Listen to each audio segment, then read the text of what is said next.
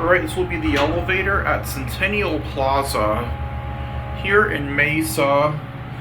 I cannot put the title of the multi-tenant facility in the video for personal reasons, but this is Centennial Plaza. It's a vintage, beautiful US elevator. Look at that. Let's go to 2.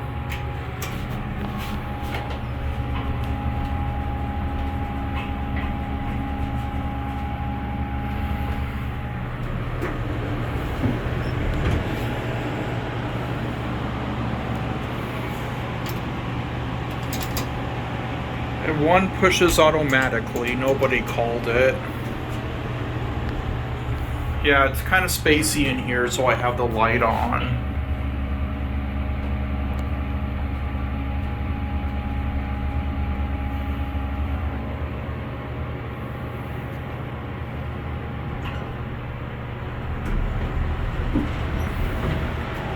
United States elevator, we're gonna get off at 2, and it goes back to 1 automatically.